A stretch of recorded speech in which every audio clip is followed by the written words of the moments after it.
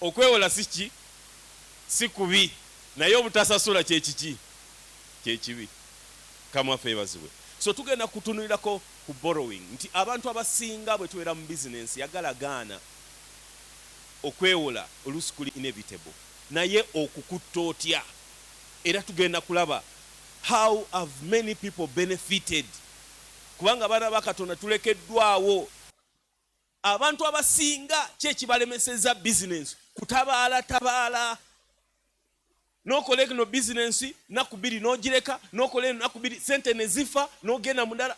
Please Katonda buli muntu ayine ekintu kye yamuteekamu. Bw'ogitulina mu Ecclesiastes 3 okuva ku verse 9 waliwo ekibuuzo ekibuuza nti what does a man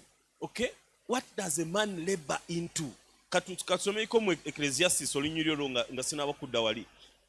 Chapter 3 verse 9 agamba what profit has a worker that is in he labors.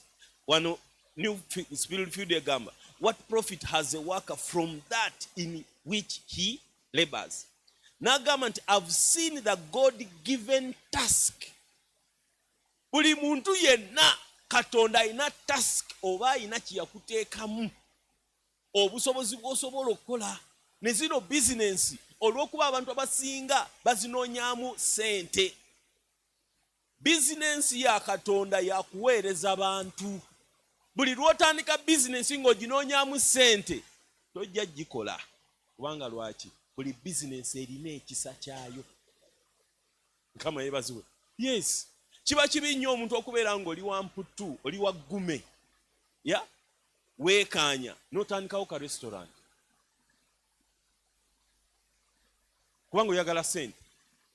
Restaurant mugimanyi bwebeera oli akutuma amazzi n'agamba gazzeeyo ndeetera soda. Kati bw'oba toyina kisa kya bugumiikiriza ekyo ojja muvuma enkya tajja kudda. Kati wano atugambye be diligent. Beera munyiikivu. There is a God-given task Katonda gy'aba yakola ki yakuwa. Abantu bangi nnyo lwaki bafairinze mu business is not being diligent. N'agamba nti attend to your flock for riches are not forever. Obugagga si bwaki bwabubeerera, which means kiba kitegeeza nti Katonda aba akusuubira bw'aleeta wakuwadde omukisa making sure nti okola kyonna ekisoboka ogukamemu kyonna kyokola ki kubanga time is passing. N'olwaliro luno Katonda agenda kuwa abaana ba Katonda omukisa abali mu kkanisa naye batunoonya ate abategedde ebiro byani bya Katonda kubanga business gye tulaga oba business world gye tulagamu si yakola bintu just bwe tutyo. Birina okubeera nga biri based on knowledge, based on scripture. Olwaliro luno abantu bangi bafiirdwa business relationships lwaki kubanga amazima gaweddewo. Ate tosobola kukola kutandika wekka bulijjo tubaako ne be tutandika nabo. Yagalagaana waliwo Katonda abantu be yakuteeseza okutandika nabo. If you are not trustworthy tewali kyogenda kola. Kati niwana agambye nti riches ekyo kimanye Katonda olwaliro luno mu business yo ayinza okuba akwadde nga awooli gw'osooseewo nga tebanaba kugiyingiramu. Kati gwate n'ogiddamu kugikola ki kugayala. Nedda manya season ejja waliwo abakulaba ng'okikola leero nabe enkya bajja kikola ki. So don't think that it is forever. Buli season ekyuka. Buli season ekyuka. Kyovola Katonda bw'abagambye okukola ekintu kikole kubanga season bw'eneekyuka abantu abalala bajja kijjamu, abantu abalala bajja kikolamu ebintu bingi nnyo oluusi ebyo binaaleetera bwe yakisookamu ate kifiirwamu. Mutunulire abantu bangi nnyo batandisewo business ez'enjawulo mu bifo eby'enjawulo naye oluusi tebabadde banyiikivu. Time neekyuka awaliwo supply omu kati waliwo basupply bameka. Eyali akola margin eya siringi 2 kati okola ago. That's why riches don't last for. Make sure Katonda bw'aba akuwadde kyonna ekyokukola ng'olaba kitambula kikole, kubanga enkya waliwo abalala kamaffe basuku n'agamba nti when the hay is moved or tender grass, wano yali ayogera ku bisolo nti ebisolo bwe tugenda ne tubirabirira, tugenda ne tukuŋŋaanya omuddo ne tuterekako. Tumanyi hay, mumanyi hay gwe bawa ente? Kiki kye baba bakola? They are preserving for future consumption. Ne mu bizinensi zaffe bwekyo bwe kino okubeera. Ebintu bye tugenda okwogerako wano nti bizinensi bw'ogikola girowoozeeko mu maaso, terekako mu maaso, invest mu maaso, kubanga bizinensi yonna eyina ebintu ebigirwaninga. Kambabuzeeyo okugeza, bw'obanga oli muntu agenda kutandika nga bizinensi yo ya ssomero, bintu ki bye wandibadde oterekamu ssente ez'omu maaso nga bizinensi yo ya ssomero? Bintu nga ki bye wandibadde oterekamu ssente ez'omu maaso?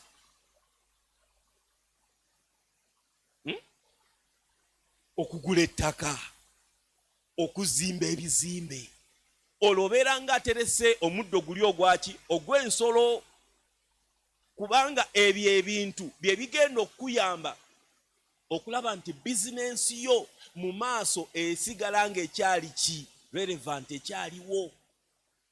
Ne bwebeera retail, ne bwebeera bizinensi yonna, buli lwotuuka mu bizinensi weebuzeemu ebintu eby'ensibo ebirina okubeezaawo bizinensi yo okumala akabanga. Oyo ye hay. Nti abasajja bano abayinanga ensolo kye bakola, baddiranga omuddo ne bagutereka. Ogwo gwe gugenda obbayamba mu maaso obudde gye bujja. Kyova olaba bw'otuuka katugambe awantu n'oba ng'obadde opangisa, yanguwa mangu nnyo okulowooza nva ntya mu bupangisa buno nange mbeere established, kubanga buli lw'obeera established olwo bizinensi yo egenda kubeerawo omwaka ku ki. Naye abantu abasinga bizinensi tuzigendamu just kwagala kufunamu kasente kudduka. Era ensonga lwaki mulaba bizinensi zaffe zino ez'ekiddugavu za survival, tetutuula wansi kutunuulira buwanvuko bwa bizinensi, ate nga Katonda agenda okutandika ekitono nga yamanyi obunene bwakyo. Tewali Katonda bwagenda kuwa idea ntono gwe gyoyita entono nga terina bunene bwayo. Naye obuzibu obuliwo oluusi ffe tumulimitinga. Kati wano agambye tereka. Bizinensi yo bintu ki ebigenda ogiyamba okubeerawo emyaka? Awo woba olina okusookera. Naye abantu bangi nnyo olwaleero luno omusanga ng'abadde apangisiza ekizimbe oba apangisiza awantu n'amalawo emyaka 15 naye nga talowooza nga nako kubaako ye we establishinga. Kati olwaleero luno ndooza muwulira ebiri mu kibuga Kampala. Babakyajinga mu dollars, babakyajinga per space, omusolo gweyongedde, naye nga ate bangi babaddeyo for long. Kyenva mulaba abantu kati abagezigezi batandise okwe-establishinga permanent places outside in the satellite cities, kubanga population is increasing. Abantu bagenda kukoma kuzaala. Gwe ogende ku ssomero ly'omwana wo gy'omutwala olabe. Abantu bazaala enkya naddi n'eggulo nkamaffe ebaziwe. Yes, which means any business will stay relevant kubanga abantu bakola ki? Beyongera. We have to think ahead of that. Kati wano n'alyoka agamba nti taking the lambs bw'onoozirabirira, they will provide clothing, there will be food, nti buli lw'olabirira bizinensi yo ate yo yegenda okukulabirira mu ki? Mu maaso. Mukama waffe yeebazibwe. Yes, buli lw'olabirira bizinensi yo yegenda okukulabirira mu maaso. Ekyo kintu kikulu nnyo. Abantu abasinga babeera ne idea za business, baba balowooza ku business mu bufunda, naye nga business yegenda okukulabirira. Lwaki? Last time twayogera ku systems ne structures. Buli lw'oteekawo, Mukama waffe yeebazibwe. Kati mulaba establishment eno ya church eno nti sirowooza nti abantu abagirimu luli lwe najja be balimu kati. No. naye kye kibaleetera confidence is the infrastructure. Kyekyo ekiteereddwamu ssente bizinensi eyo esigale nga esobola okubeerawo emyaka. Kye tuyita investment decision. Wawo oteeka ssente bizinensi esigale nga ekyaliwo. Nti gwe ne bw'ovaawo kubanga zino bizinensi ezizona zonna oba ebintu byonna Katonda byatuwa oba byatuwanisa si byaffe, tuli bawanika. Mukama ebaziwe. Yes, gwe ne bw'ovaawo ye Katonda kyewanisa abalala bakikola ki? Bakyongerayo. Mukama waffe ebaziwe. So kyova olaba nti omuntu yenna making sure you be diligent, osigala nga bizinensi yo ogifaako. Mukama waffe ebaziwe. So kyetugenda okusoma is business financial management.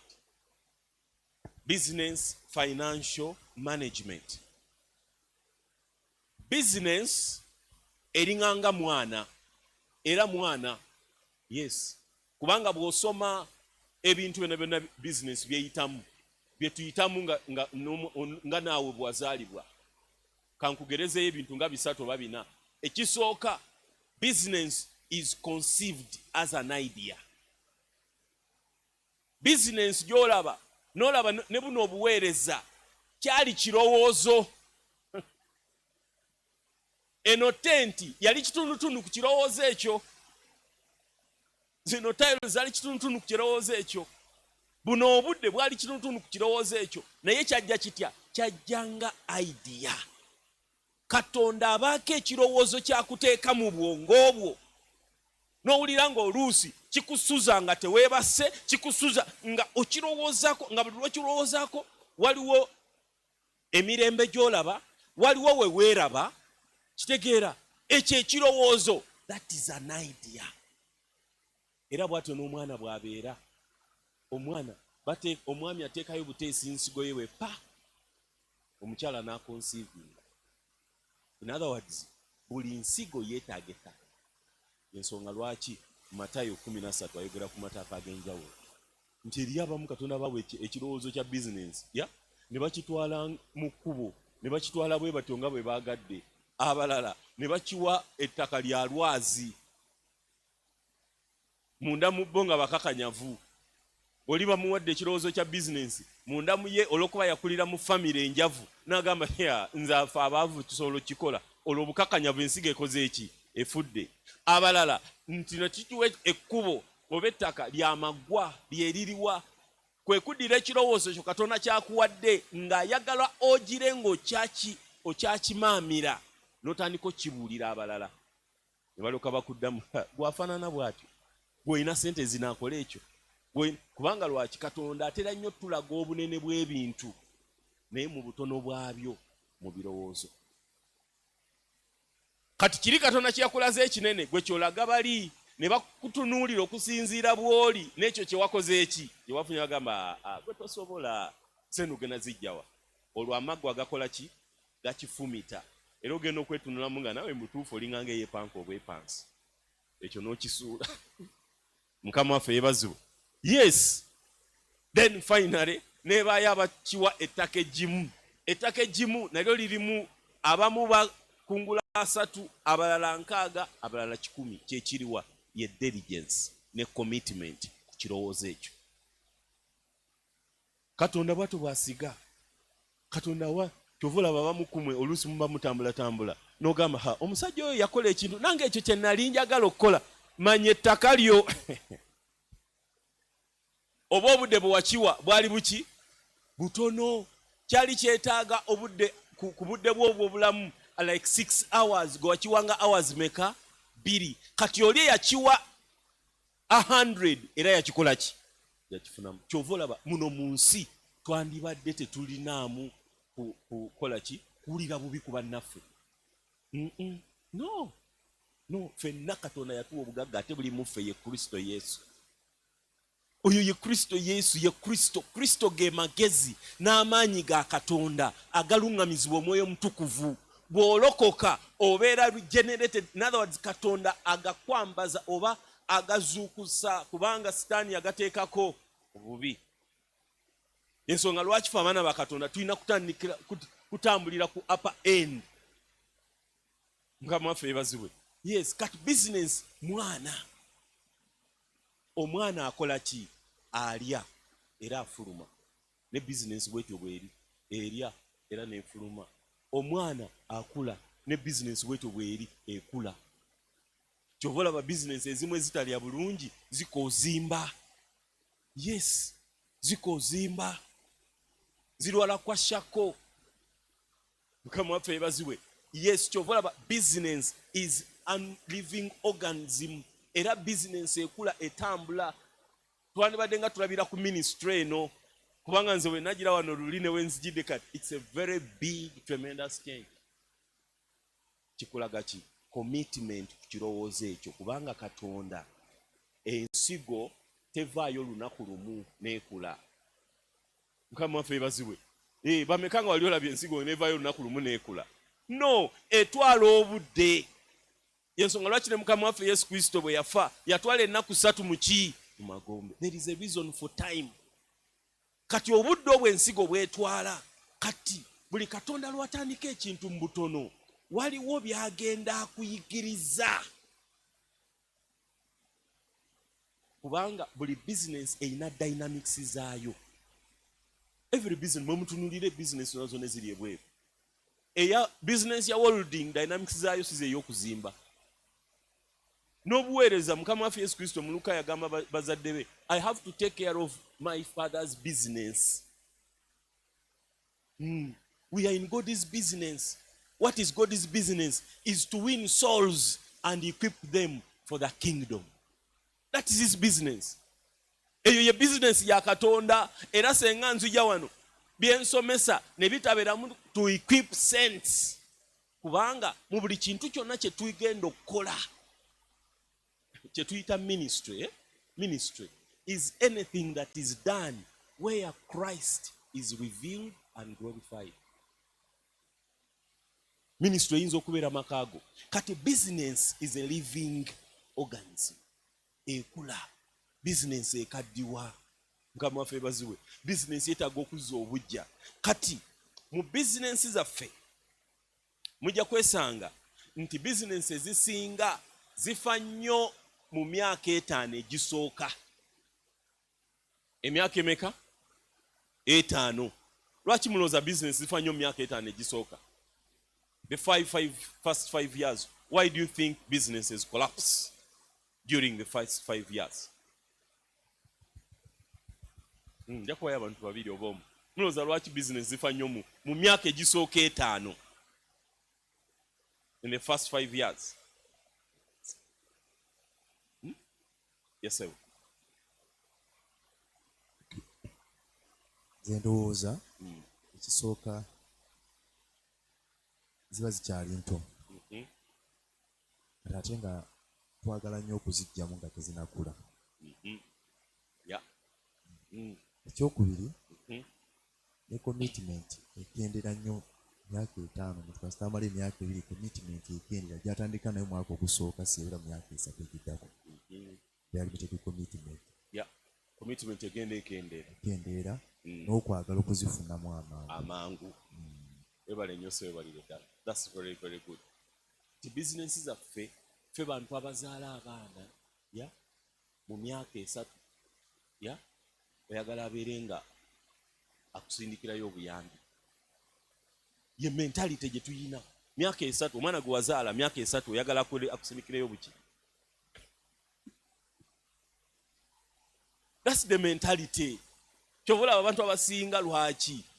Kamabulire omwana omuto, the major element for a baby is to feed. Kulya. Era ne mbulokozi bw'ekito Katonda kyatusuubiramu. Naye obuzibu obuliwo era mentality eyo ffenna etujjula etya. Osanga omuntu eyakalokoka myaka 2 gumu ayagala kuweereza. Osanga omuntu eyakoloka eyalokose jjo byasaba Katonda, Mukama ebyapa ennyumba yange. Bameka nga wali obadde ne bebi ayonka wano wa mwezi gumu oba 2 n'atandika okusaba ebyapa. okiraba kati obuzibu bwa bizinensi kyekintu eri so fragile nti kyakwegendereza naye kati obuzibu buliwo emyaka gino 3-5 egisooka giba gyakuteekamu mu bizinensi ekuteekamu kye kisookera ddala obudde oyina okulaba nti owa bizinensi y'obudde ogiyige mu butono bwayo ekyokubiri oyina okulaba nti ogiwa amaanyi we geetaagisizza mu myaka egy'etaano ekyokusatu bizinensi eyo eba yeetaaga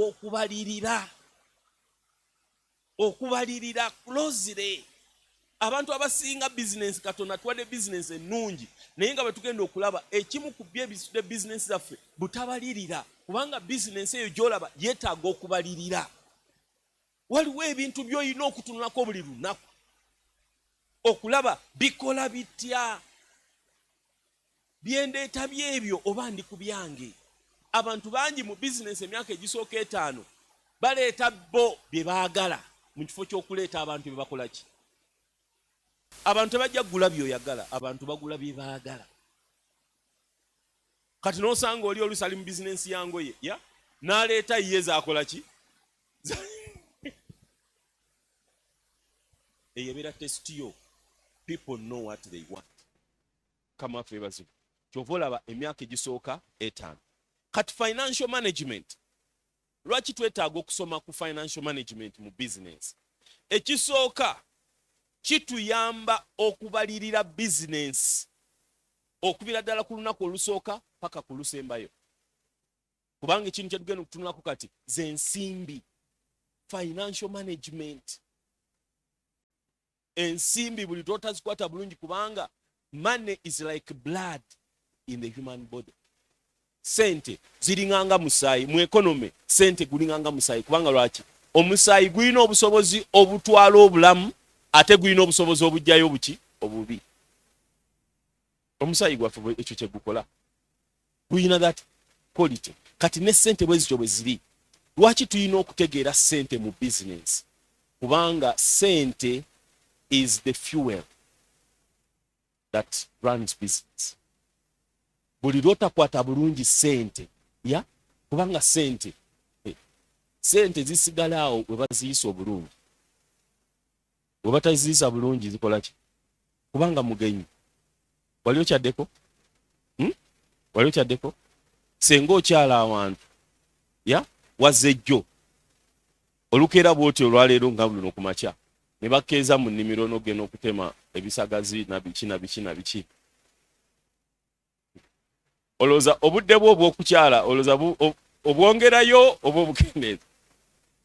obukendeeza lwaki kubanga treatment gye bakwadde siki kati ne sente zino ze mulaba katonda azituwanisa buwanisa tewali muntu yenna ku nsi kuno atafunayo opportunity emu efuna ku sente naye obuzibu obuliwo nti omugenyi ono bwajja tulina engeri gye tumukwatamu etamusobozesa kusigala kyovola ne bizinensi bwezityo bwe ziri mwe mutunuulira abantu bonna abakoze bizinensi eziri successful bwe batunuulira even one shilling like this kubanga ennyumba gizimba batandika na tafaali litya kati gwe bw'ogamba 10 tokifaako 10 tolufaako manya 10 emirundi 10 zibeera senemeta kati senga ofiirwa omutwalo buli lunaku kyekitono ennyo kyetugambe omutwalo buli lunaku ennaku 7 kale katugambe 6 mitwalo emeka 6 si bwe kiri omwezi gye mitwalo 2 mu egyo si mwena kati emitwalo 2 mwena bw'okubisaamu emyezi 12 okubiseemu n'emyaka gye waakakolera oyo kapita aba agenze si bwe kiri abantu bangi nnyo ntera obakyalenjinga nti abamu ku ffe katonda yatugamba ngenda kuwa biliyoni era n'okiwulira nga mukama agambye agenda kuwa ki biliyoni naye tewamanya ngeri ki gy'agenda gireetamu kati buli lunaku aleeta 3,000 buli lunaku akuwa 10,000 meka nogamba ezo kanziriemu amandaazi tewali kye 13 zikola ki 13 times ennaku 6 times 4 times 12 times emyaka kati gye wakalokoka oba 15 Katonda ayinza okuba nga yakubanja.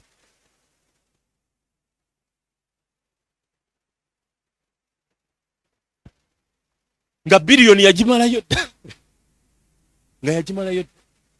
Kambabulire sente zino ze mulaba mani kuba olabye tetwaze nnyo okwogera ku sente njagala ngeri kwogolako kwegye tuzikwatamu.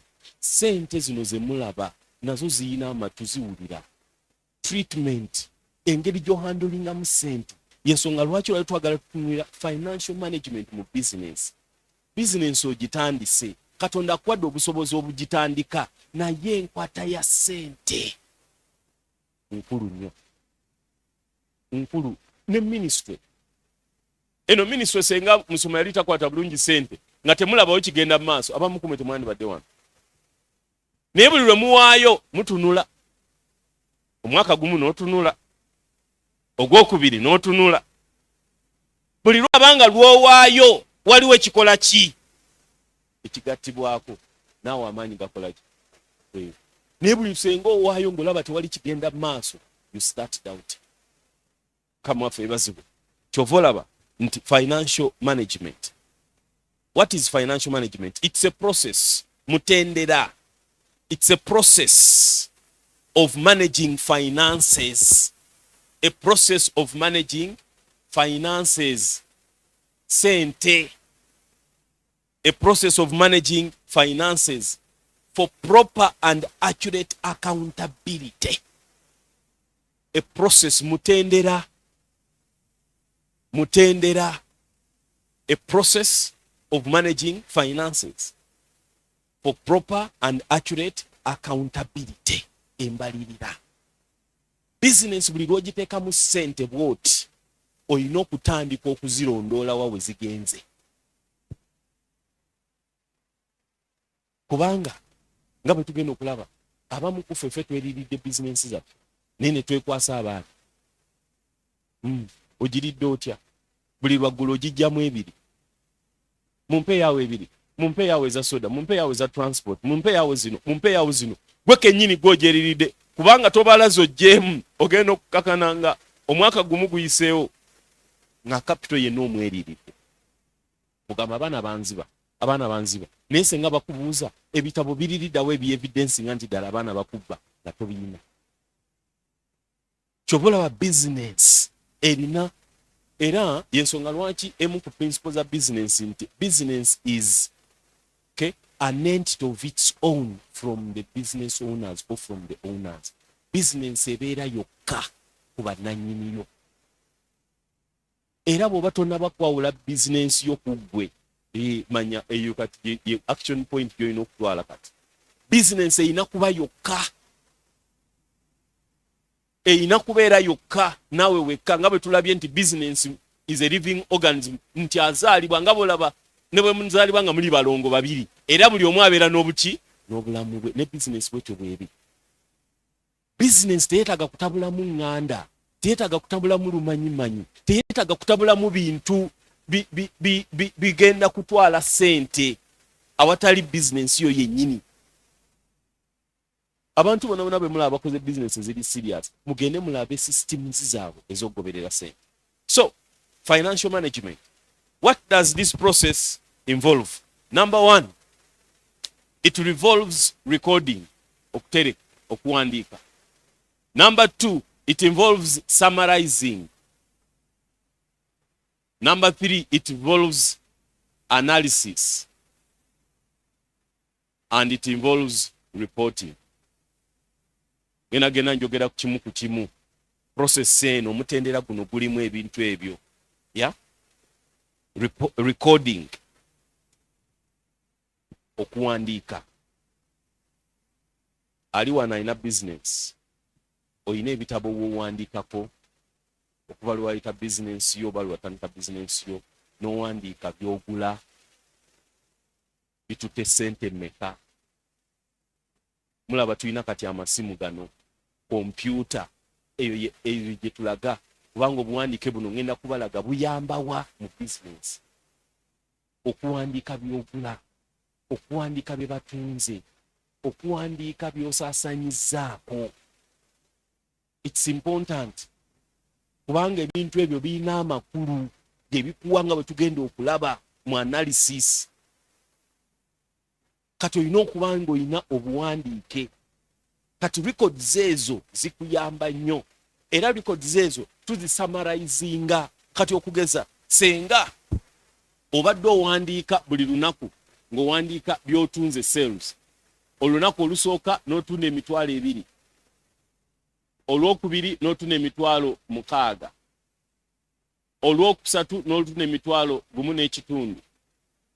Olwokuna n'otunda emitwalo katugambe 5,15. Olwokutaano n'otunda emitwalo katugambe 8. Kiraba, these are sales. Zino enamba zino ziyina kye zoogera mu business. Ziyina kye zoogera. Zoogera gy'oli. Ekisooka emiwendo gino oyinza okuba nga ogiwandiika okusinziira ku nnaku. Nga senga ogiwandiika okusinziira ku nnaku n'omala omwezi gumu, waliwo ennaku ezimu z'olaba nga zo zireeta amounts ennene. Kamwaffe ebazibwe. Kati katutwale nti sales zino za week, eno Monday, eno Tuesday, eno Wednesday, eno Thursday, eno Friday. Lwamu ku makulu 6. Kati bw'ogatta ziri mmeka wano 0, 0, 0. Zino ziri 10, tutwalemu 9, 10, bw'ogattako 15, 15, kisobe kiri n'omunana 23. Those are your weekly sales. Kati namba zino zoogera. Kati kino ekintu oyinza okukiddamu ennaku zennyini n'olaba nga buli lwa Monday tosukka mitwalo 2. Naye ate buli Lwakutaano osukka emitwalo 7. Nekitegeeza ki? Bw'oba okola programs zo luno Olwokutaano olina dukola ki? Lubeerawo oba gwe nannyini nga waliwo gwolekawo. Kubanga ekyo kikulaga nti waliwo olunaku bakasitoma lwe basinga okukola ki? Okujja. Era oyinza okugenda mu lunaku olwo n'olaba olunaku olwo Olwokutaano biki ebireetera ssente okuwera emitwalo 8 ate ku Monday ne zitakola ki? Ne zitawe. Eyo ye business. Olwo weebuuza. Era oluusi oyinza n'okulaba mu mwezi wiiki ki gye basinga okutwalamu. Wiiki esooka, wiiki ey'okubiri, wiiki esembayo. Kubanga abantu bayina ze tuyita tastes and preferences which are patterned. People's lives are patterned. Obulamu bw'abantu bulimu omutendera. Katonda yagamba Musa build according to the pattern. Naffe obulamu bwaffe waliwo emitendera, waliwo ebintu by'olowoozaako ennyo ku Monday ate newabawo ebyo by'otalowoozaako, ne newabawo by'olowoozaako ennyo ku Friday. Mukama yeebazibwe. Yes, kati kyova olaba nti business okuuma ebitabo kikulu. Ne bwe zibeera expenses ozikuuma. Kati osamarayizinga. Kati okusamarayizinga kuno kutuyamba okumanya kiki kye twatunze ennyo mu mitwalo 2, kiki kye twatunze wano, kiki twatunze wano. Era n'otunuulira ku bintu by'oleese kintu ki kye basinga okubuuza. And you focus on that. Mukimanyi nti nno ffenna wano buli omu oyinza okuba nga waliwo ekintu kimu ky'osobola okutunda obulungi ng'ebirala tosobola bitunda. Nga gwe senga bakuwa okutunda sukaali n'ensawo 2 ozitunda. Lwaki? Kubanga ebigambo byeyogererako ng'omutunda bisikiriza ba customers.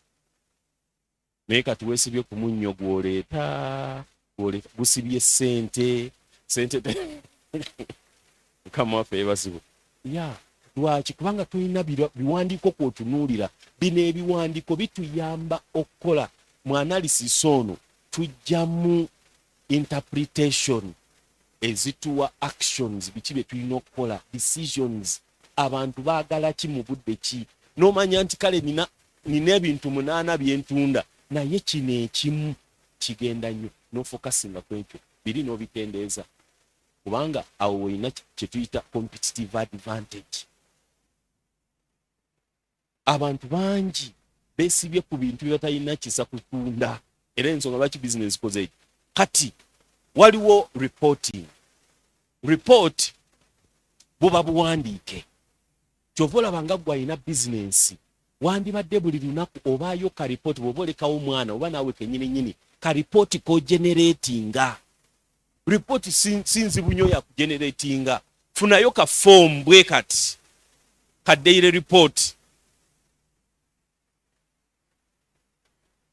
waliwo ebintu bikulu katugambe wano waliwo date nti olwalinaku z'omwezi bweziti wano item otandika ekisooka njagala nnyo bambulire nga ku sales ez'olunaku ekyokubiri njagala mmanye expense zebasaasaanyizaako ekyokusatu njagala mmanye payment ani gwe tusasudde ekyokuna njagala mmanye buli lunaku oba items ki ezisinze okugenda okutambula turnover kati kano ka ripooti kabeerawo buli lunaku oba olina mwana oba gwe kennyininyini okajjuzaamu kati eno information ekuyamba n'omanya ti mu bizinensi yange wano we nina okuteeka amaanyi wano we nina okwewolera wano siyina kwewolera kamwaffe ebazo yes so financial management ensimbi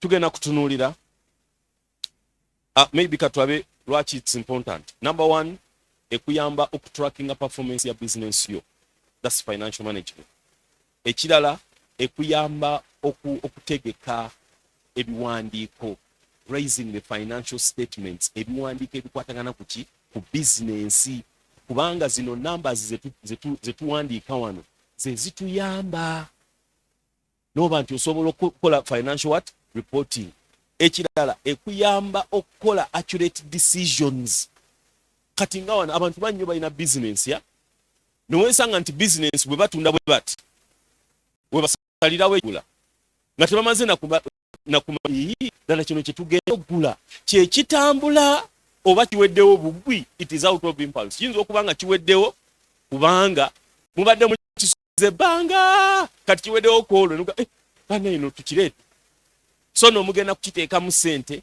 kisibe ssente naye wano bw'obeera n'ebiwandiiko omanya kino kyekubateekamu kino kyekubatekola kitekamu ekirala ekuyamba to plan and budget planning and budgeting togenda ku budgetingira business yo okujjako ng'oyina numbers ng'oyina obuwandiike n'omanya nti ku lunaku bwe lutu kino tekirina kubulawo kino kirina okubulawo kyova olaba nti business is 24/7 ne bw'obeera mu buli olina ogirowoozaako kubanga numbers ezo zisigala zireeta ebirowoozo so tugenda kutuna how do we manage finances oyinza okuba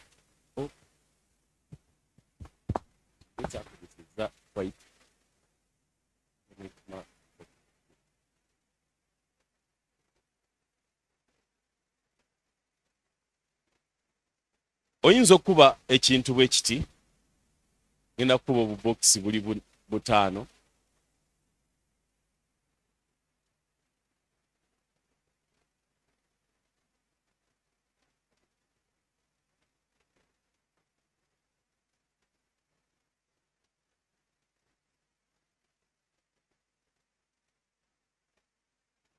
sente tuzisobola tutyo zikwata obulungi ku business awasookera ddala wano is bookkeeping okuuma ebitabo bookkeeping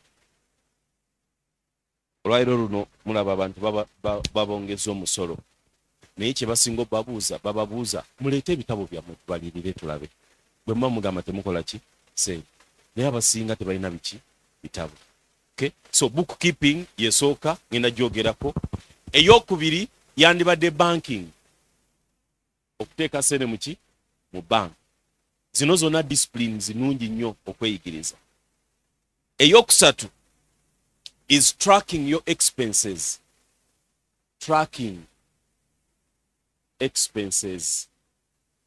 okulaba nti buli sente yonna efuluma ogiyinako rekodi kamwaffe bazibu nina akatabo kangaawo mu nsawo katono nnyo oyinza okuntuuka just kebera zipu ey'okubiri eddeko eyo keberamu akatabo ka brown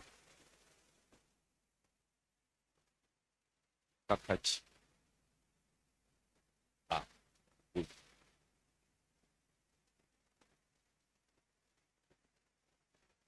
buli mwaka oba buli kaseera bwe mba nina akatabo kano mwe mpandiika buli ssente yonna gye nfunye era ne ssente gye nsaasaanyiza.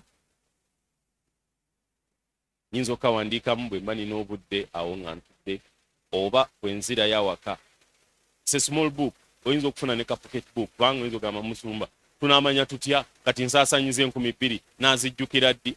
Bw'oba olina ky'ogoba kati akatabo kano bwe nkawandiikamu nzirayo ne nteeka mu spreadsheet era ngina wange ne ntrackinga numbers zange. Wa gye nsinga okufuna ssente, wa gye sisinga kufuna ssente, ki kye nsinga okukola, ki kye nsinga okusaasaanyaako, wa we nsinza okuteeka ssente mu budde buno. Kati ebyo bikuyamba kubanga expenses zino bwe tutazitrackinga oluusi tugenda ne tucreatinga avenues eza excuses etuspendinga ssente out of business niwesanga nga business zaffe zikoze eki. Oluusi okugeza oyinza okwesanga nga expense yo ba business yo tenaba kuganya kulinnya boda ng'olina kutambula butambuzi naye newesanga nga weetaddemu ekya boda nkama yebazuku nga business tenaba kusupportinga naye olw'okuba nti gwe oya kati eno boda neekulya expense eyo neekulya kubanga lwaki togitrackinga ng'ozirabanga 5,000 naye cumulatively nga nyingi nga mutuufu business yo ekyakwetaaga kubanga okyatambula oba okyakola such that osobola ogiteekamu esobole okusustaininga muki mu maaso. Ekintu ekirala is minimizing cost of goods sold. Ngenda byogerako kimu ku kimu. N'ekisembayo is planning and budgeting. Eyo yengeri process gye tuyinza okumanagingamu ssente za business. Awasooka wagambye record keeping. Record keeping ngenda kujogera katono kuba already najogeddeko dda. Nga omusuubuzi yenna oba omuntu alina business. Mulaba n'ekyaki records za offerton. Abantu basinga kuwaayo ki? Bawaayo ddi? Era oluusi contributions baziwa batya? Kati records ezo nkulu nnyo okuzikuuma. Baako ne wewandiika. Records ezo zituyamba ebintu ki bye tulina okurecording ennyo. Ekisooka purchases byogula, sales, expenses zo, amabanja. Tuyina abantu abasinze right now okutta business zaffe bebe betuwadde amabanja sales on credit. Newesanga nga business yo totrackinga bulungi mabanja. Nga senga oddayo olwaliro luno n'otunula amabanja goyina eri half the capital gye wateekamu. Naye nga abantu abo obawodde otya amabanja kubanga toyinaawo procedure mw'oyita kuwa muntu bbanka. Omuntu waba yakajja mugambe nze nsooka kuwola 10,000 ezo bw'otazizza tetweyongerayo. That is your limit. Wakati waliyo abantu abamu nga bekyo kye bakozesa katentezi asooka najja 2,000 n'asasulako 1,000 n'akusaba bya mutwalo.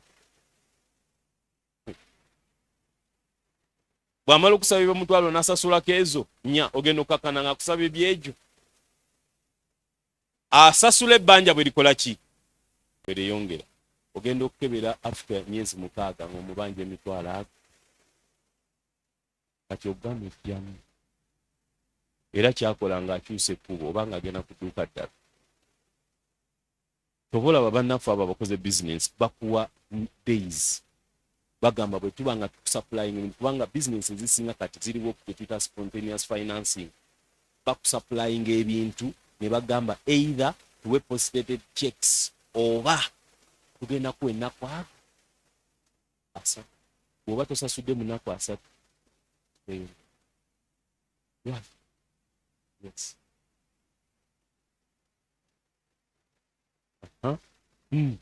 Era bwe kuba mulimu gwe gwakola ssente ennaku repayment installment erina kujja ddi olina ogiteekako limiti ti bw'oba omuntu alina kusasula ennaku z'omwezi nga 25 ya omuwayo allowance ya nnaku 3 oba 4 by 31st senga abatasasudde oyo ng'otandika okumunootinga. Ezo ze limits ze tuteekawo kubanga bino byonna bye tukola we are trying to mitigate risk bwe butyabaga obusobola okubeerawo oba obusobola otulemesa okwatako ebyo twagala okwatako. Kati oli manerenda olina naawe objectives zo recovery rate gyoyagala okola ki okwatako. Kati buli bantu lwobawa relaxed eyo objective yo tojja gikwatako, so you put a limit. N'ogamba ennaku z'omwezi bwe ziti bwe ziba zigize no defaultinga nkuteekako sita, buli lwe nkuteekako sita nkendeeza ku amount gyenkola ki gyenkuwola. Yes, kubanga you're not credit worthy. Business tejja kweyongera golooza gwe abazirending oba ozijjawa senga abantu bakiipinga nga bazitwala gwe ozijjawa ozimba naye sirowooza ati nno era ne bw'oba obba naawe amaanyi agabba gakugwamu. Mukama waffe yebazibu. Yes, kati keeping track withdraws sente zojja mu bizinensi. Bw'obanga olina omwana nga yakolerawo gulawo ekitabo kyo ogambe buli lwe nzija wano sente mpandiike era nsayininge. That is personal responsibility. Omwezi gugweko ogattemu sente meka z'okoze eki zojjeemu naawe okitegeere nti oli paati kwabo abakola ki. Naye kati ojja mu bujja sente otwala mumpe transport mumpe zino nga tewali records. Kyova olaba record keeping is number 1. Nga tuvudde ku records ng'omaze okutereeza bulungi records zo, sente zonna bwe zanditundiddwa kyandibadde kirungi nnyo ne zigendako mu banka. Lwaki? Sente zino zijja n'ebizibu byazo, zeetaaga ne zisooka ne ziwummulamuko. Mukama waffe yebazibu. Yes, sente zijja n'ebiki n'ebizibu byazo, zeetaaga ne zisooka ne ziwummulamuko. Bw'ojja weetunuulire mu bulamu bwo bw'oba tolina ssente tewali kizibu kikulumba ky'amaanyi niyo olufuna bw'oti emitwalo 10 abaana balwadde bw'otomererwa omuntu kati kyetaaga n'osooka n'oziteekako somewhere naawe kennyini to think through. Buli lw'okwata ssente n'oyangwa mangu ago okuzigira okuzisaasaanya okuggyako bw'oba oyina discipline ewandiika ebyo byogenda okisaasaanyako ahead of time. Kubanga that's a very good discipline. Bw'oba toyina ssente nga tonnaba kufuna ssente kiba kirungi nnyo n'otuula wansi n'owandiika by'onoozisaasaanyako bwe zinaba zikoze eki zizze. Otherwise ssente bwe zijja nazo zireeta money gives options. Bw'oyinza okubeerawo ng'olinamu 3,000 nga kyolowoozaako kyokka bwenja ku kikomande nenywerako amazzi nga kiwedde 10,000 meka naye kasita emitwalo 5 gijja ntuyewamu ku nkoko. Kubanga lwaki? Buli lw'ofuna ssente nnyingi it gives you options. Luli options zo zaabadde ntono kuba wabadde na 10,000 meka 3 naye kati 5 ogamba bandyeko enkoko bantemeseeyoko kubanga sente zeeyongedde ne options zikola ki zeeyongedde. Ensonga lwaki kiba kirungi nnyo ku bank. Banking yona atuyamba ki? Akuyambako naawe okubeera nga oyina gye tuyita audit trail osobola okutrackinga sales zino ze twakola olunaku luno twakola emitwalo 5 ziririddawa mu banka n'omwana kennyini ayinza okukimanya. Kati olwaliro luno tusobola n'okuteeka sente mu banka okuyita ku ssimu nomanya luno olunaku natuna emitwalo 8 ziririddawa.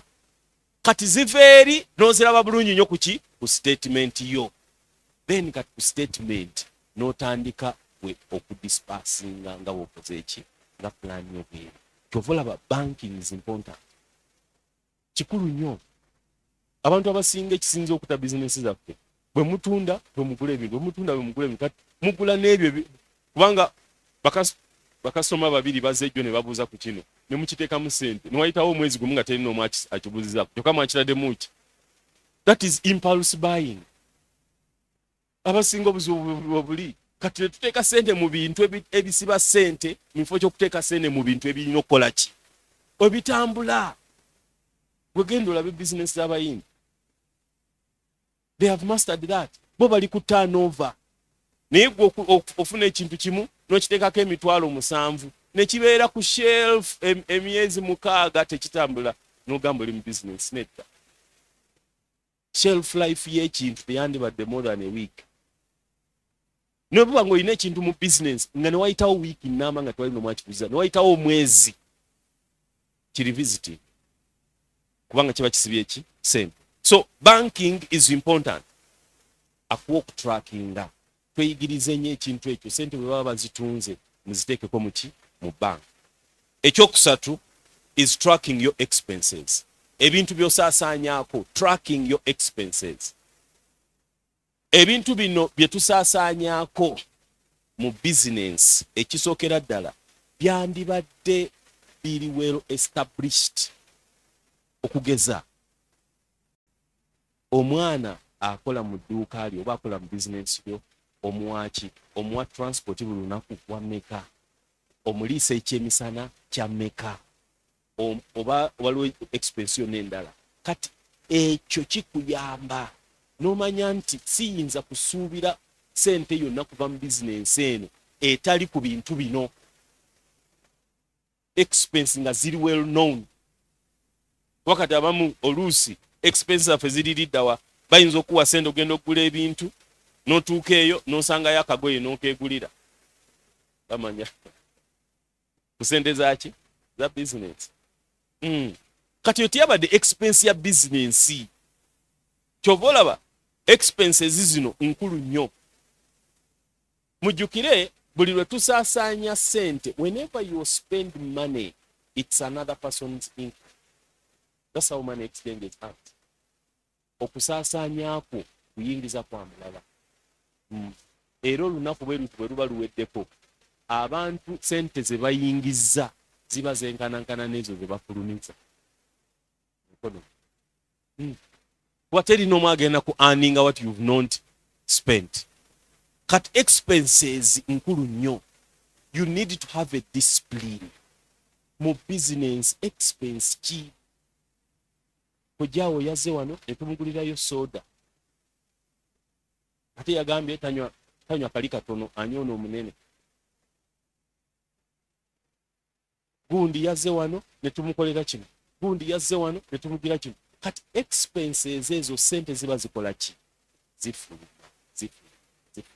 Era abantu abasinga kyova olaba nti bwe tuba tutrackinga expense, tutunuulira byonna bye tusaasaanyaako tubiteeka katugambe salary n'ogigabanyaamu sales.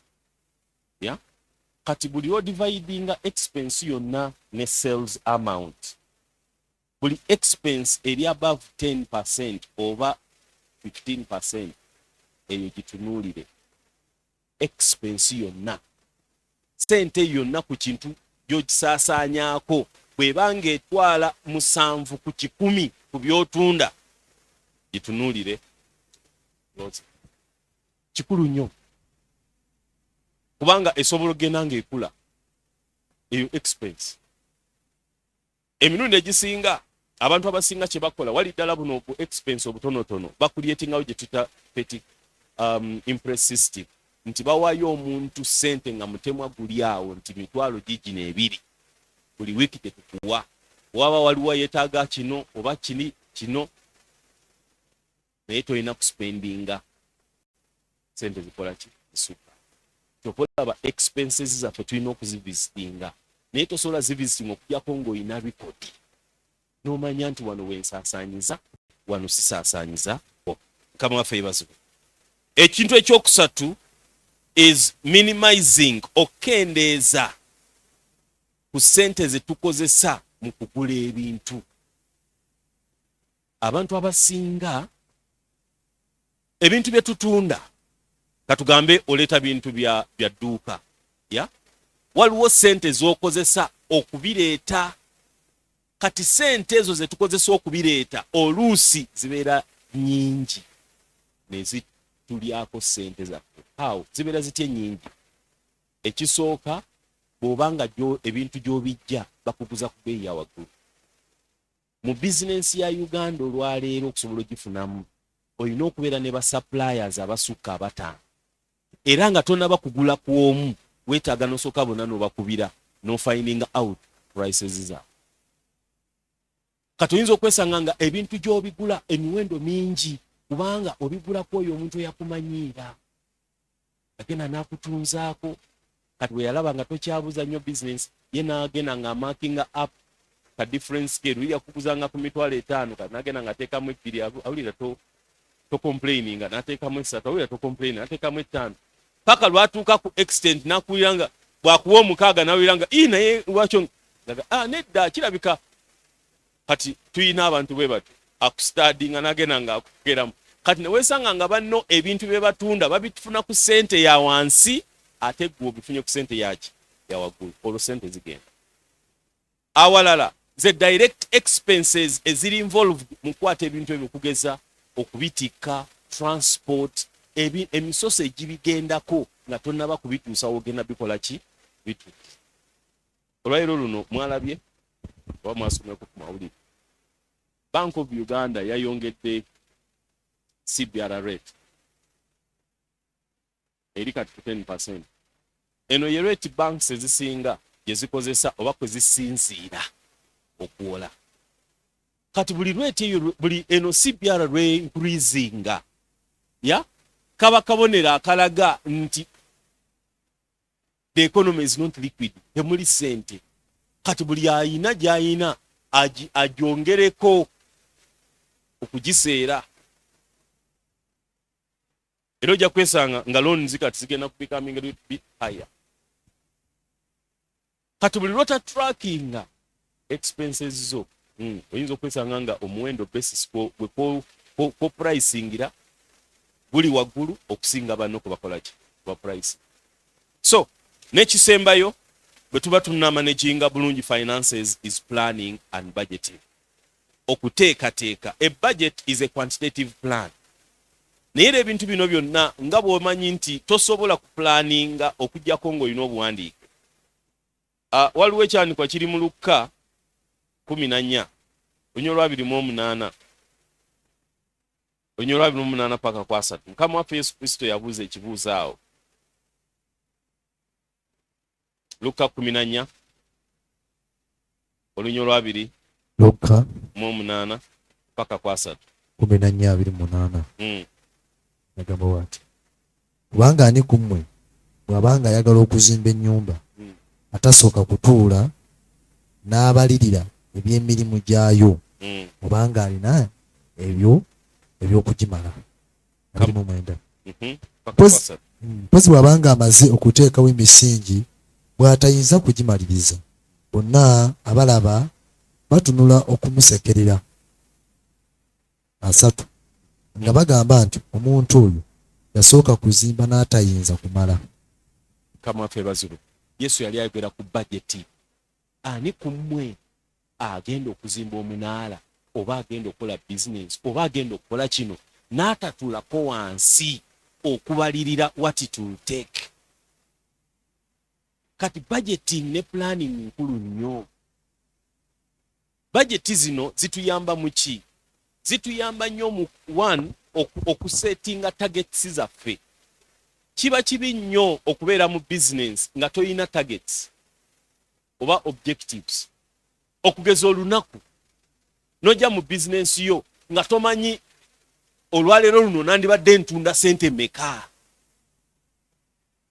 Eyo budget yo yekikuwa, kubanga oba wakiteekateeka nti okusinziira mu records zange nina okuba nga ntunda sente bwe ziti. Nojja olunaku ng'ekyo lwedde okikola ki? Okiyina. Other than kati weesanga nti olw'okuba tetulina oluusi objectives zino, wesanga ng'oluusi ne bakasitoma abazze abamu tubayisizza nga ffe bwe twagadde ne tutafaayo nnyo kulaba nti tuboogereza bakole ki bakole. Kati budgeting nkulu, obuwandiike okuviira ddala ku ki ky'ogenda okuteekamu, ki ky'ogenda okusaasaanyaako, ki kyewandisubidde okutunda, biki byewandisubidde kutunda, era bajeti yo oyinza kugyakivinga otya. Buli bizinensi bwe tuba n'ebiwandiiko otandika okumanya nti buli wiiki ntunda sente bweziti, bwe zitawera otandika okwebuuza obuzibu bwabaddewa. Omwana yatunze nze kennyini bakasitoma, if nakindi n'otandika n'okudevelopinga. Ntera nnyo okusomesa abakazi abakyala mu butale nti omuntu omu akugulako atya ennyaanya okumala emyezi 2 nga tofunanga nnamba ye. How are you going to continue in business? Ennyaanya ne bazireeta oluusi ne zikuvunda nako, naye ng'ate olinayo abantu bosobola okugamba nti gundi zizino ennyaanya kola bwoti tujja kukola bwe tuti, naye ne zivunda n'osanga nga ezo baziyiye. Ozimba ddi bakasitoma bo? Kati budget etuyamba nnyo okutegeera engeri ensaasaanya yaffe, n'okutegeera enfulumya, n'okutegeera ennyingiza, n'okutegeera wawe tulina okuteeka amaanyi n'otalina kuteeka maanyi. Nga tumaze how katulabe areas. There are 3 areas you need to monitor in business finances. Waliwo ebifo bisatu by'olina okuba nga omonitoringa. How do we monitor? Nga ofuna records zaabyo. Ekifo ekisooka ye withdrawals, engeri gy'ojjamu ssente mu business. Ekyo olina okuba ng'owandiika. Buli lw'ojja ssente mu bizinensi nga tezigenda kukola ku kintu kya bizinensi, olina ogiwandiika era ogyewandiikeko. Ekyo kintu kikulu nnyo kubanga abantu abasinga tebakifaako. Okay? Bino bye bintu ebimu bye tutera okugiramu ssente mu bizinensi. Social contributions. Gundi awasa, gundi afumbirwa. Ate wagenze mu meeting eyo, abasoose 4 bagambye nja kuwa $5,000, nja kuwa 7, nja kuwa 4. Kati naawe olw'okuba oyagala okuwulira nti olinamu nja kuwa 3. Naye nga 3 gakubye mu kati social contributions. Tuyina okutunulira ennyo withdrawals for friends, for relatives, withdrawals for any surprises that come with the business or with the relatives. Oba oluusi withdrawals eziri consistent. Kugeza buli lunaku olina okujjamu sente za transport. Naye nga bw'ozijjamu tezigenda mu business. Nada transport gw'ojjamu tagenda kuleeta bintu, wabula agenda mu transport wo oba olazeewa obawa. Kati eyo area tulina okugimonitoringa closing. Area ey'okubiri gy'olina okumonitoringa ennyo mu by'essente, credit sales, amabanja. Sente ze tutunda mu mabanja. Amabanja gayinza okujja mu ngeri ki? Oluusi sitoko gwe bakuwa, oluusi b'otunzizza, oluusi abakusaplayinze, oluusi terms z'owadde, oba oluusi ze bakuwa. Kati okugeza oyinza okuba nga gy'ojja ebintu bagamba tusasule buli nnaku za mwezi, buli tukuwadde ennaku 14 okutusasula. Kati gwe ate ababo n'obawa mwezi gumu, yagala gaana tojja kubeera na ssente. Kubanga eno gy'ojja bakuwadde ennaku ntono, ate b'otunza bo bawadde ennaku ki nyingi. Kyandibadde kirungi n'obawa ennaku ntono ku ezo gy'olina okukola ki okusasula. Eri bwe bakuwa 14 bano bawe 7. Tize mu nnaku 7 sente zange nzikola ki? Nzeetaaga. Kamwaffe bazibwe baneeka amabulire bizinensi zino ze mulaba, it is a lifetime thing. Eringanga bulamu bwaffe, terina omu ayinza kwebakira mu bulamu pozi nga tobwagala. Ne bizinensi bwetyo bweri yeetaagako obudde n'ogendako ne weewamu obudde n'ogirowooleza. abantu abamu balowooza nti okubeera ennyo mu bizinesi ng'oli active kwekola. Nedda. Oyinza okufunako olunaku lumu n'ogenda n'otufunako ekifo n'olowooza. Ekifo ekyokusatu, the expenses. Bino ebifo bisatu beegayiridde bana bizinesi mulabe nti mbi. Buli lunaku wandibadde ebyo ebisatu obitunulako kubanga sente zisinga bwe zigenda awo. Expenses ki? Eziri direct, eziri indirect, eziri fixed, eziri variable, eziri surprise, zonna expenses wandibadde ozitunulako n'omanya zifulumye ku lwaki. Bagamba sente nga bwe zitogera nga zijja n'okugenda tezikola ki? Tezoogera. So tulabe nti nno tuzipaako. Katunulireko common problems in business finances. Obuzibu obusinga we buva mu byekwata sente. Common problems. Number 1, errors in data capture. Buli wabeerawo error mu kuwandiika. Kati mulabye nabagambye expenses ezo zeetaaga okurecordinga. Omwana senga arecordinga emitwalo 2 ng'emitwalo 2 oba na recording 2,000 ng'e3,000 already ekyo kijja kuleeta obuzibu. Kati alina okubeera nga ali accurate kuwandiika. Ekyokubiri, inconsistencies. Noba ng'owandiikako wiiki eno ate ne wabitawo emwezi mulamba tokola ki? Towandiika. Yagalagana tojja kugoberera bizinesi yo bulungi. Zino bizinesi ze mulaba zirimu nazo cycle, zirimu emiki oba emitendera oba emiyaga, zirimu cycles. Kati olina okubeera consistent nti waliwo cycle oba waliwo time business webanga eboominga, ne wabawo time business webanga eri down, ne wabawo time business nebanga yeeyongera. Kati records zino buli lwogenda ng'obeera consistent osobola okulaba. Kyova mulaba kati nga mu banks bamanya ennaku ze musinga okugyayo sente, ne bamanya n'ennaku ze musinga okudepositinga. Yensonga lwaki toligenda mu bank ne kugamba tewali sente. At least bayinza okugamba system eri down, naye tosobola kugamba nti tewali sente. Gamba yebazibu. Kati kubanga bamanyi batutte obudde, kyobola naawe bizinesi yo oyina ogiwa obudde ogisome. Waliwo ennaku nga gwe nannyini owuna bizinesi otalina kubulawo, nga osobola oziraba mu bitabo.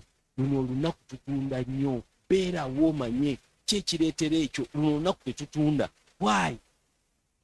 Ekyo kijja kuyamba kinene. Ekintu ekirala is ignorance about what to do and the use of these things. Ignorance, obutamanya. Kati mulaba mbagambye ku biwandiiko bino. Niyinza okusanga nga oli businessman nga tomanyi na records ebiwandiike ngenda bukola ntya. Newesanga nga bizinesi yo ogitambuliza mu mutwe awo, yes, ojja kubaako wookoma, naye waliwo otajja kutuuka. Ekyo nkikakasa.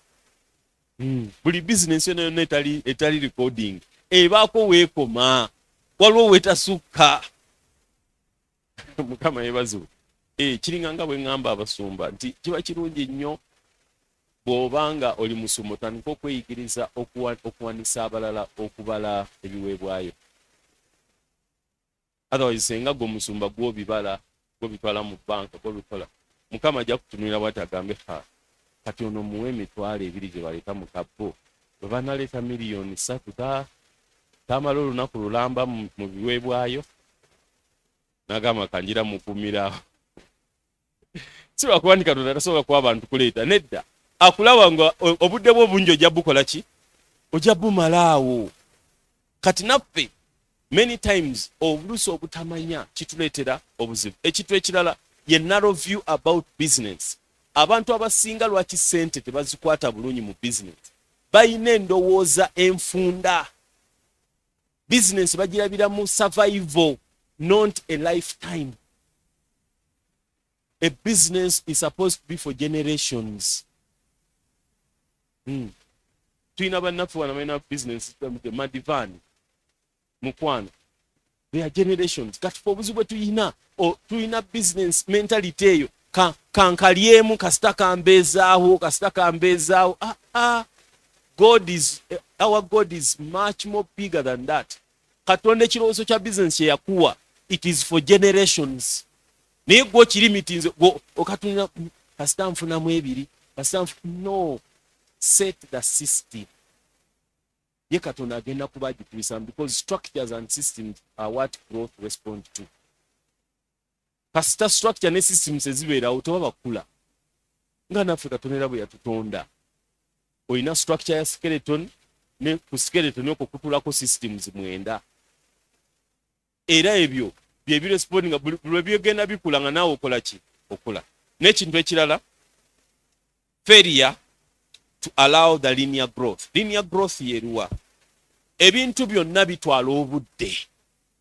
Ebintu byenjogeddeko wano oyinza obutatandika bikola byonna mulundi gumu. Tandikako n'ekimu. One, at least tandika okutwakinga sales zo. Expenses oyinza okutawana. Naye ebintu byonna bitwala obudde. Linear growth eriwa eyo nti ebintu bikula bukuzi. Naye abantu abasinga twagala bino. Wakatandika business lunaku lumu ejagala ebeera eyo. Tekijja kusoboka. Tekisoboka. Kati tuyina obuzibu obwo nti obutono buno tetuburespectinga. Ate nga ye Katonda tagana nga kutuwa mukisera omukisolede tuguyina. Naye obutono buno mwoyigira engeri gye bakwatamu ekinene. Katonda tasobola kwesigisa kinene nga tonna bakuyiga kwata kitono. Ndowooza Luka 14 ye tugamba ekyo. He who is faithful in what is what? Luka 16. Luka 16. Somereko kunyolwe 10 lugamba lutya? Luka 16. Olunyole 10. Yeah. Abamwesigwa ku kintu ekitono ennyo ne ku kinene abamwesigwa, era abamulyaza amaanyi ku kintu ekitono ennyo ne ku kinene abamulyaza amaanyi. Kati Katonda ayagala nnyo tuyige obutono buno. Okumanaginga business ennene kiva mu kutegeera okumanaginga business ki. Enjawulo yokka nti eri ebeera numbers zibeera nnene, naye already bw'oba wa mastering eno entono osobola okukimanaginga nayo buki bulungi. N'ekisembayo twetaaga okukozesa essimu zaffe tulabe nti turekodinga. Weetaaga okulaba nti okusobola okumanaginga ssente z'obulungi, okuwandiika kuleme kubeera ekitundutundu ku ggwe. God is a writing God. Musa bwe yagenda okusinkana Katonda teyavaayo nakiwandiika. Kyekyalaga obukakafu nti akola ki? Nti Katonda ayogeddeko naki naye. So keeping track of your numbers in business is the gift of business.